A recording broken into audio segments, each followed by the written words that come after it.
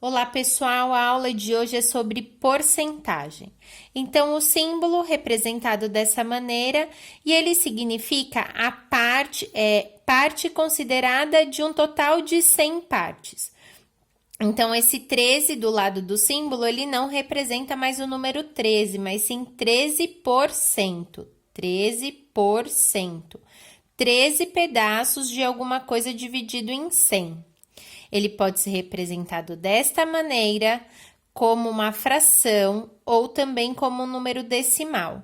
Por isso a igualdade, né? Então, estou dizendo que isso é exatamente igual a isso, que é exatamente igual a isso. E aí, quando a gente vai falar de porcentagem, se a gente entende as porcentagens chaves, a gente consegue resolver a porcentagem com facilidade. Então, quando eu falo 1% de 400, eu falo 1% de 400. E aqui a gente tem uma operação de multiplicação. E aí, eu vou abrir um adendo, ó. Toda vez que eu tenho 1% de, que eu tenho alguma coisa de outra coisa, o de é uma preposição e na matemática ele significa multiplicação. Então, toda vez que eu falar uma coisa de outra coisa, significa que eu estou multiplicando a coisa pela outra coisa. Então, 1% de 400 eu posso representar assim. E aí, fazer a multiplicação de cima pelo de cima e o de baixo pelo de baixo. Mas, para facilitar essa multiplicação, o que eu vou fazer primeiro? Eu vou simplificar. Simplificar cortando zeros, ó. Eu posso cortar esse zero com esse zero e posso cortar esse zero com esse zero. E 1% de 400 nada mais é do que 1 vezes 4, que é 4.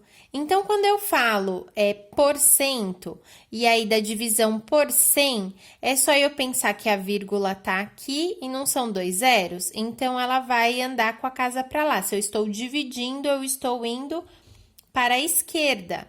Então, 1, 2, e aí 1% de 400 vai ser 4. Com isso, fica muito fácil, porque se 1% de 400 é 4, 2% vai ser quanto? 8, não é? 3%? 12, porque é só eu pegar esse 4 e multiplicar pela quantidade. E aí, quando eu faço 10% de 40, eu também posso representar, de 400, eu também posso representar dessa maneira, como eu falei, né? E aí, antes de cortar esses zeros com esse, eu também posso cortar esse com esse, ok? E esse zero que sobrou com esse daqui. 1 vezes 40, 40. Então, se 1% de 400 eu desloquei duas vezes, 10% de 40 eu vou deslocar uma vez só, porque um zero eu cancelei com esse, entendeu? Então, sobrou um zero só para eu deslocar, que estaria aqui, vem para cá. 440, entenderam? Se 10% é 40, 20% é quanto? 80, né, pessoal? Porque 20 é o dobro de 10, então 40, 80 vai ser o dobro de 40. E 5%? 5% não é a metade de 10? Então, se 10 é 40, 5% é quanto? 20. E 50% não é metade de 100? Então, se 100% é 400, 50% quanto é? 200. Aquelas eram as porcentagens chaves, que eu dei esse nome, eu que criei, tá, gente? E aí, a porcentagem em forma de fração, que eu também posso pensar. 50%, 50%. Se eu fizer simplificações ou simplesmente simplificar por 50 em cima e embaixo, 50%,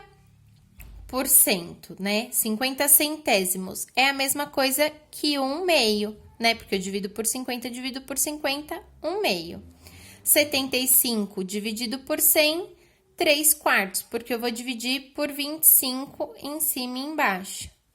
25 de 100 é a mesma coisa que 1 quarto, que eu vou dividir por 25 em cima e embaixo, vai dar 1 quarto. 20% de 100, eu vou dividir por 20 em cima e embaixo, e vai dar 1 quinto. Isso daqui eu tô fazendo simplificações, eu poderia fazendo simplificações até chegar O que que significa? Que esta fração, que aqui eu também dividi por 10 em cima e embaixo e cheguei num décimo. Essa fração tem o modelo irredutível 1/10. 20 centésimos, ela é irredutível 1/5. 25 centavos, irredutível 1/4. 75 centavos, irredutível 3/4. E 50 centavos, irredutível 1/2, ok? E quando eu não tenho nem aquelas chaves, nem essas daqui que também ficam fáceis de enxergar, mas eu tenho casos que não são tão óbvios da gente calcular. Como que a gente pode calcular? Então, como eu falei, a preposição de é uma multiplicação, 13% de 500, 13% de 500, e aí o que eu faço? 0 com 0 eu corto, esse 0 com 0 eu corto, 13 vezes 5, vou fazer essa continha que vai dar 65. Então, 13% de 500 é 65. Se eu tenho ainda um número mais quebrado, que vai me dificultar uma conta como essa, o que eu faço? 28% de 365.